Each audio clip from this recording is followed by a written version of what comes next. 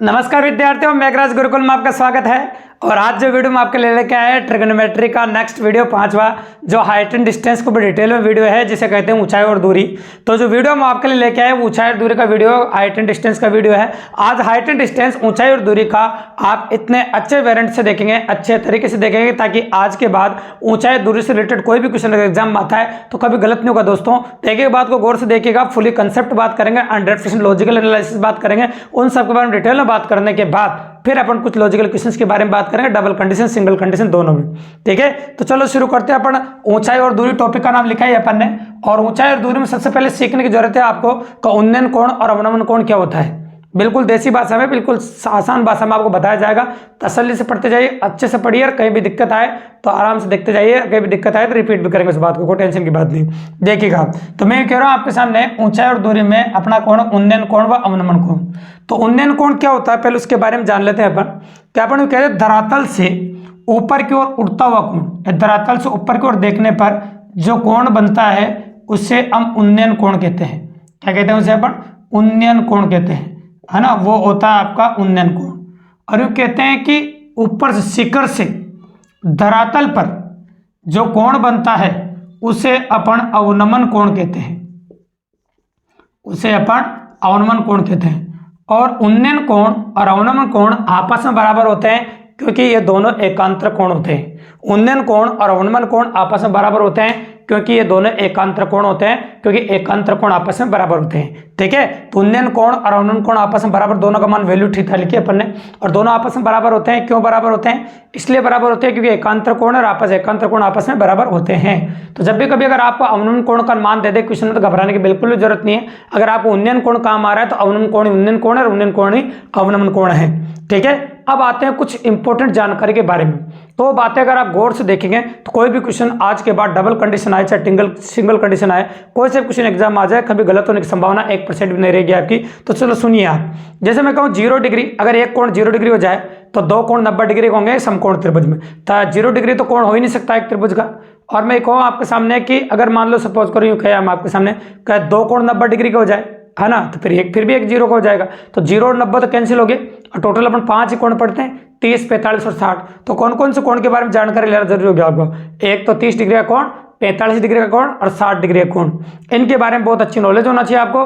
30 degree, 45 degree कोण और 60 degree कोण के बारे में अगर अच्छी नॉलेज है तो आपकी पॉसिबिलिटी काफी अच्छी बनेगी और एग्जाम में क्वेश्चन काफी अच्छे से कर पाएंगे आप। देखिए आप, तो सबसे पहले हम पढ़ना शुरू करें। 30 डिग्री का कोण, एल का मतलब लंब है, ए का मतलब आधार है, के का मतलब कर्ण है। और tan 30 का, जो 30 डिग्री का कोण के लिए अपन tan 30 का मान निकालना पड़ेगा। और tan 30 का जो मान होता है वो आप जानते हैं 1/√3 होता है। और tan क्या होता है आपका? लंब बटा क्या होता है? आधार। लंब बटा आधार। तो बताओ लंब कितना हो गया आपका? 1, और आधार कितना हो गया आपका? √3। और 1 लंब और √3 आधार लेकर पाइथागोरस प्रमेय की मदद से आप कर्ण निकाल सकते हैं। लंब का स्क्वायर प्लस आधार का स्क्वायर। 1 का स्क्वायर कितना? 1, √3 का स्क्वायर कितना? 3, 3 कितना? 4, और 4 का वर्गमूल कितना होगा? 2। तो आपने कर्ण निकाल दिया। तो आप 30 डिग्री के लिए स्पेशल रिलेशन लिख के आपके सामने आ गया, और निकल के आपके सामने आ गया एक रिलेशन। इसको गौर से देखिए आप, इसको लंब 1 अनुपात √3 अनुपात 2 के अनुपात में लेख बोलते हैं इसे। तो लंब 1 होगा तो वो आधार √3 गुना होगा, और कर्ण होगा तो 2 गुना होगा। तो इस प्रकार से आप ध्यान में रखेंगे तो आपकी पॉसिबिलिटी काफी अच्छी रहेगी और काफी इजीली अपन अप्रोच कर पाएंगे। ठीक है, तो चलो इस पे एक क्वेश्चन लेते हैं अपन। अगर इस पे एक क्वेश्चन लेते हैं तो आपके दिमाग में और बड़ा क्लियर हो जाएगा। फिर अपन 60 डिग्री के बारे में बात कर लेंगे। तो क्वेश्चन नंबर 1 ले लेते हैं अपन। फर्स्ट क्वेश्चन लेंगे, देखिए। तो पहला क्वेश्चन अपना क्या कह रहा है, देखो सुनिएगा। एक टावर है, धरातल ऊर्ध्वाधर खड़ा है, जिसकी लंबाई 20 मीटर है। ये टावर है जिसकी लंबाई 20 मीटर है, और ये धरातल है। इसको परछाई भी कहेंगे, कई बार एग्जाम में धरातल भी कह सकते हैं, आधार भी कह सकते हैं इसे। और ये लंब होता है आपका, ऊर्ध्वाधर खड़ा होता है ना, इस प्रकार से, और इसके शिखर से, ठीक है, और ये दूरी पूछी है आपसे, शिखर से आधार के मध्य की सीधी दूरी बताइए, है ना। तो ये दूरी अगर आपसे पूछ ले, मतलब आपसे कर्ण पूछा है। ठीक है, तो इस तरीके से अगर आप करो तो डायरेक्टली अप्रोच कर सकते हैं। और कोण दे रखा है आपको, यदि वो नीचे से देखने पर 30 डिग्री का कोण बनाता है। कितने डिग्री का कोण बनाता है? 30 डिग्री का कोण बनाता है, मतलब उन्नयन कोण का मान 30 डिग्री है। तो 30 डिग्री उन्नयन कोण, लंब दे रखा है और कर्ण आपसे पूछा है। तो लंब कितना होता है आपका? 1 होता है, तो 1 बराबर था आपको 20 दे रखा है, और कर्ण कितना होता है आपका 2, तो 1 बराबर 20 है, 2 बराबर कितना हो जाएगा 40, मतलब कर्ण कितना हो जाएगा मात्र 10 सेकंड या 5 सेकंड में क्वेश्चन का जवाब आएगा आपका, कर्ण 40 हो जाएगा। अब कर्ण कितना हो जाएगा 40, बिल्कुल सिंपली और काफी इजीली अप्रोच कर सकते हैं अपन। अब इसके बाद दूसरा अपन 60 डिग्री के लिए भी समझ लेते हैं, क्योंकि सिंगल वेरिएंट क्वेश्चन ले रहे हैं, इसके बाद अपन डबल वेरिएंट क्वेश्चन भी समझेंगे और बड़े क्वेश्चनों के बारे में बात करेंगे अपन। तो मैं बात कर रहा हूँ आपके सामने 60 डिग्री का कोण। 60 डिग्री कोण के लिए भी सेम मिलेंगे अपन एल ए के, और 60 डिग्री का मतलब होगा आपका tan 60 का मान, और से tan 60 का मान होता है √3/1, मतलब लंब इसमें क्या होगा आपका √3, आधार क्या होगा 1, और कर्ण कितना होगा आपका 2। तो ज्यादा अंतर नहीं है इसमें, हल्का सा चेंजेज है, तो आप कह सकते हैं √3 आगे चल गया, 1 बाद में आ गया। अब इस क्वेश्चन को मैं थोड़ा सा और वेरीफाई करता हूँ, अच्छा क्वेश्चन ले लेते हैं। चलो क्वेश्चन नंबर 2, इस बार क्या परछाई की लंबाई आपको दे रखी है, इस बार आपको परछाई की लंबाई आपको दे रखी है, और परछाई दे रखी मान लो 100 मीटर परछाई है, और उन्नयन कोण का मान दे रखा है आपको 60 डिग्री, और टावर की ऊंचाई पूछी है आपसे, मतलब लंब पूछा है आपसे। इस बार क्वेश्चन ऐसा है आपका। तो इस क्वेश्चन में कोई बड़ी बात ही नहीं, आपको लग रहा होगा कि 60 डिग्री के कोण के लिए आपको दे रखा है आधार, और आधार क्या होता है आपका 1, तो 1 बराबर आपको दे रखा है 100, 1 बराबर कितना दे रखा है आपको 100, और अपन को निकालना क्या है बताओ, 1 बराबर 100 हो गया, और लंब की बात करें तो √3 बराबर कितना हो जाएगा आपका, 1 बराबर 100 तो √3 बराबर हो जाएगा आपका 100 √3, 1 बराबर 100 तो लंब बराबर 100 √3 हो जाएगा आपका, और ये आपका आंसर हो गया। कोई दिक्कत नहीं, बिल्कुल नॉर्मली इस प्रकार से अपन कर सकते हैं। ये हो गया आपका 60 डिग्री के लिए। और इसके बाद अगला जो कोण आपके सामने बन के आता है उसे कहते हैं अपन 45 डिग्री का कोण। अगला जो कोण आपके सामने निकल के आएगा वो होगा आपका 45 डिग्री का कोण। और आप जानते हैं 45 डिग्री के लिए जब लिखेंगे अपन तो tan 45 का मान 1 होता है आपका, tan 45 का मान क्या होता है आपका 1 होता है, ठीक है। तो tan 45 का मान 1 होता है तो लंब भी 1 होगा, आधार भी 1 होगा, इसलिए कर्ण आपका क्या हो जाएगा √2, कर्ण क्या हो जाएगा आपका √2, क्योंकि 1 का स्क्वायर 1, 1 का स्क्वायर 1, और 2 हो जाएगा, 2 का वर्गमूल √2, तो ये हो जाएगा आपका मान, ठीक है। अब यहाँ से क्वेश्चन कोई सा बन सकता है, जैसे मैं क्वेश्चन नंबर 3 लूँ आपके सामने। इस बार जो उन्नयन कोण है वो आपको 45 डिग्री दे रखा है, ठीक है। अब अपन क्या क्या पूछ चुके हैं इसमें आप नोटिस कर चुके हैं। अपन कर्ण पूछ चुके हैं आपसे, ऊंचाई पूछ चुके हैं, अब आधार पूछ लेंगे अपन। क्या पूछ लेंगे आपके सामने आधार। जैसे आपको कर्ण दे रखा है, मान लो कर्ण दे रखा है 10√2, है ना, ये कर्ण दे रखा है आपको, और आपसे आधार पूछा मतलब परछाई पूछी है आपसे, ठीक है। तो आधार निकालना अपन को, ये आधार, तो कोई बड़ी बात नहीं, आपको कर्ण दे रखा है। आप जानते हैं कर्ण कितना √2, और √2 बराबर कितना दे रखा है 10√2, √2 बराबर दे रखा है आपको 10√2, ठीक है। तो 1 बराबर हो जाएगा आपका 10, 1 बराबर कितना आ जाएगा आपका 10, और एक ही लंब भी 1 है, आधार भी 1 है। आधार पूछा तब भी 1 आंसर है, और लंब पूछा तब भी 1 आंसर है। तो आपसे क्या पूछा था आधार, तो आपका आंसर क्या आ गया 1। बिल्कुल सिंपल तरीका है और काफी इजी तरीका है, काफी आसानी से अपन कर सकते हैं इस प्रकार से, ठीक है। कोई दिक्कत नहीं, बिल्कुल नॉर्मली। अब कई बार किसी बालक ने यूँ कहा था सर कई बार क्या होता है कि दोनों वैल्यूज दे दी जाती है और कोण पूछ लिया जाता है। ऐसा भी कई बार होता है, जैसे आपको एक टावर की लंबाई दे रखी है, और टावर की जो लंबाई है आपकी वो 30 मीटर है, और परछाई भी दे रखी है आपको 30√3 मीटर, ये परछाई दे रखी है, और उन्नयन कोण है उसका मान आपसे पूछा गया है। तो आप जानते हैं कि tan थीटा का मान क्या होता है लंब बटा आधार। तो लंब कितना है 30, और आधार कितना है 30√3, तो 30 से 30 कट जाएगा, और 1/√3 मान किस पे होता है tan 30 पे। अतः आप कह सकते हो थीटा का मान कितना डिग्री होगा 30 डिग्री। जो थीटा का मान निकल के आएगा आपके सामने वो 30 डिग्री आ जाएगा। इस प्रकार से हम क्वेश्चन नंबर 4 कर सकते हैं। ये हो गया आपका क्वेश्चन नंबर 4, ठीक है। बिल्कुल अभी जो क्वेश्चन अपन ने लिए वो छोटे छोटे लिए हैं, जो सिंगल कंडीशन क्वेश्चन है। इसके बाद अपन बात करते हैं जो आपका क्वेश्चन नंबर 5 है, जो डबल कंडीशन क्वेश्चन है। क्वेश्चन नंबर 5 देखिए, और क्वेश्चन नंबर 5 के बारे में अगर हम बात कर रहे हैं तो क्या है देखिए आप, तो क्वेश्चन ऐसा है, एक धरातल पर एक टावर ऊर्ध्वाधर खड़ा है जिसकी लंबाई 100 मीटर है। तो अपन डायग्राम बना रहे हैं और बताते जा रहे हैं आपको, जो लैंग्वेज बोल रहे हैं क्वेश्चन की वो देखिएगा आप। कि एक टावर है जो धरातल से ऊर्ध्वाधर खड़ा है 100 मीटर, तो ये ए बी जो है ये टावर की लंबाई है, ठीक है।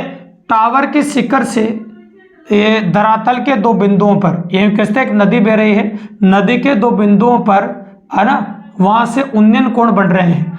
तो पहला उन्नयन कोण 30 डिग्री और दूसरा उन्नयन कोण 45 डिग्री है। ये नदी के दोनों किनारे हैं, और इन दोनों किनारों के बीच की दूरी आपसे पूछी है ना, और ये 30 डिग्री दे रखा है, ये 45 डिग्री दे रखा है। जैसे जैसे हम आधा इसकी तरफ बढ़ते हैं, है ना, तो ये उन्नयन कोण का मान बढ़ता जाता है, ठीक है। अभिलंब बोलते हैं, अभिलंब की ओर बढ़ते हैं तो उन्नयन कोण का मान बढ़ता जाता है। ठीक है। तो दो उन्नयन कोण दे रखा, डायग्राम ऐसा बन गया। सबसे पहले अपन बात करेंगे, आपके सामने ये 100 दे रखा है अपन को, तो इसका मान निकाल सकते हैं अपन, इससे कोई बड़ी बात नहीं है। तो पहले अपन देखेंगे त्रिभुज ABC में, किसमें देखेंगे, त्रिभुज ABC में। देखिए तो ABC की बात करें तो आप जानते हैं कि लंब 1 लंब LAK, तो जो है आपका 1:1:√2 के अनुपात में होता है। जो लंब होता है वही आधार होता है। तो हम ये कह सकते हैं आपके सामने कि AB बराबर AC बराबर 100 मीटर। तो ये जो AC का जो मान है वो आपका 100 मीटर आ जाएगा A45 के अंदर। जो अभी तरीका अपन ने बताया था उससे निकाला अपन ने काफी फास्ट। अब आ जाते हैं त्रिभुज ABD में। त्रिभुज ABD में अगर ABD की बात करें अपन तो कोण 30 डिग्री का है और लंब दे रखा है आपको। और 30 डिग्री के लिए आप जानते हैं कि जो लंब होता है आपका वो 1 होता है, 1 बराबर 100 दे रखा है। और जो आधार होगा आपका 100√3 होगा। आधार क्या हो जाएगा आपका 100√3, इसलिए आपका AD का जो मान हो जाएगा आपका वो 100√3 हो जाएगा। तो AD हम निकाल चुके हैं, AC हम निकाल चुके हैं और आपसे DC पूछा है। तो DC बराबर क्या हो जाएगा आपका AD माइनस AC। तो AD में से AC घटा दीजिए। तो AD का मान कितना दे रखा है बताइए आपको, AD का मान है 100√3 और माइनस 100√3 और घटाओ कितना 100, और 100 घटाओगे आप तो 100 बार लिख दो, √3 - 1 मीटर। तो ये कह सकते हैं आप। इसको आगे सोल्व करना चाहो तो √3 का मान 1.7312 रख दो, या 1.7 ही रख दो लगभग। तो वैसे करके भी सोल्व कर सकते हैं आप, या फिर यहाँ भी छोड़ोगे तो आंसर मिल जाएगा, कोई टेंशन की बात नहीं। तो ये डबल कंडीशन क्वेश्चन था आपका, जिसमें 2 कोण आपको दे रखे थे और 2 बार अप्लाई करना पड़ा। जो तरीका अपन ने फर्स्ट में बताया था आपको छोटे क्वेश्चनों में, उसमें 1 बार अप्लाई किया था या 2 बार अप्लाई करना पड़ा। तो अपन तीनों क्वेश्चन जो लेने जा रहे हैं उसमें 2 बार अप्लाई करना पड़ रहा है। चलो क्वेश्चन नंबर 6 देखिए आप, ये और अच्छा क्वेश्चन है आपका। देखिए यूँ बोला आपके सामने कि एक चिमनी, एक धरातल है AD, जिस धरातल पर एक चिमनी 50 मीटर लंबी ऊर्ध्वाधर खड़ी है, जो धरातल के साथ 30 डिग्री का कोण बनाती है। यूँ कह सकते हैं आपके सामने चिमनी के शिखर से, है ना, टावर के या मीनार के पाद का उन्नयन कोण 30 डिग्री है, ऐसे लिखा है ना। तो चिमनी के शिखर से मीनार के पाद का उन्नयन कोण 30 डिग्री है। और यहाँ से अगर हम बात करें आपके सामने, इसकी बात करें अपन, तो यहाँ से ये किसका पाद है, चिमनी के पास से मीनार के शिखर का जो उन्नयन कोण है वो 30 डिग्री है। तो मीनार की ऊंचाई ज्ञात कीजिए। जितना बड़ा कोण होगा उसकी ऊंचाई भी उतनी ज़्यादा होगी, जितना कोण छोटा होगा उसकी ऊंचाई भी कम होगी। तो सबसे पहले अपन आपको ये डिस्टेंस दे रखी है और ये अपन को निकाल दिए। तो तब पर देखेंगे त्रिभुज ACD में, पहले ACD में देखेंगे। तो ACD में आप जानते हैं कि 30 डिग्री का कोण है और 30 डिग्री के लिए आपको लंब दे रखा है। और आप जानते हैं लंब 50 दे रखा, तो आधार 50√3 होगा, क्योंकि 1:√3:2 होता है। तो लंब 1 होगा तो आधार √3 होगा, मतलब 50√3 हो जाएगा ये। तो आपको बताओ वो तरीका जो अपन ने अभी बताया थोड़ी देर पहले, वो ध्यान रखिएगा। तो ये हो जाएगा आपका 50√3, ये आधार आ गया आपका ACD से। अब देखेंगे अब त्रिभुज ABD में, त्रिभुज ABD में। अब त्रिभुज ABD की बात करें, AD निकाल चुके हैं, 50√3 है, अरे 60 डिग्री है आपका, मतलब आधार दे रखा है आपको। क्या दे रखा है, आधार। और आधार क्या होता है आपका 1 होता है, 1 बराबर दे रखा है 50√3। और लंब पूछा है 1 बराबर दे रखा है आपको 50√3, क्योंकि 60 डिग्री जो है, और 60 डिग्री की अगर हम बात करें तो आधार जो है आपका वो 1 होता है। ठीक है, आधार क्या होता है 1, तो आधार जो 1 है वो दे रखा है आपको, है ना। और आपको लंब निकालना है, तो आधार 1 बराबर दे रखा है आपको 50√3 और आपको लंब निकालना है √3। तो √3 बराबर होगा 50√3 गुणा √3। ये √3 जो है आपका वो लंब है, यानी कि मीनार की ऊंचाई है, मीनार की हाइट। ठीक है, तो √3 को √3 से गुणा किया 3 को 50 से गुणा किया था 150 मीटर। तो ये आ गया आपका मीनार की ऊंचाई। ठीक है, और लग भी रहा था, स्वाभाविक सी बात है, अगर ये 50 है तो ये ज़्यादा होनी है, क्योंकि इसका कोण बड़ा है तो इसका मान भी ज़्यादा आना है, स्वाभाविक सी बात है। अब इसके बाद आते हैं हम क्वेश्चन नंबर 7 पे। ये और ज़्यादा अच्छा क्वेश्चन है। एक धरातल है जिसपे एक भवन खड़ा है ऐसा, और भवन के शिखर से कोई आधार है, उसका कोण है 30 डिग्री का। ठीक है, यही कह सकते हैं भवन का अवनमन कोण 30 डिग्री है और इसका जो एकांतर कोण है 30 डिग्री है। ठीक है, अब मैं बोलूँ इसका शिखर, यहाँ पर एक झंडा लग रहा है, उसका शिखर का जो अवनमन कोण है 45 डिग्री है। तो ये 45 से भी पूरा कितना होगा आपका 45 डिग्री। ये आपको दे रखा है क्वेश्चन के अंदर। ठीक है, क्वेश्चन स्क्रीन पर चल रहा है, आप देख लीजिए आप क्वेश्चन को। ठीक है, तो 45 डिग्री इस प्रकार से आपको दे रखा है। करेक्ट है, कोई दिक्कत ही नहीं। और अप्रोच वेरिएंट इस प्रकार से अपन बात कर रहे हैं। अब आपसे बोला है कि झंडे की ऊंचाई ज्ञात कीजिए। तो पहले अपन बात करेंगे त्रिभुज ABD में। किसे बात करेंगे, ABD में। अब आपको ये 40 दे रखा है, ये क्या दे रखा है, ABD में 30 डिग्री का कोण है और 30 डिग्री के जो लंब है वो दे रखा है 40। और आप जानते हैं 1 बराबर 40 दे रखा है, तो आप जानते हैं कि AD बराबर हो जाएगा 40√3, ये 40 आधार हो जाएगा 40√3 आपको। अब देखेंगे अपन त्रिभुज, इसकी बात करें अपन तो AD का मान निकाल चुके हैं अपन, है ना, AD आ गया। अब देखेंगे त्रिभुज ACD में, अब ACD में क्या ये मान निकाल चुके हैं अपन, 40√3 आ गया अपना, ये अपन ने 40√3 निकाल दिया।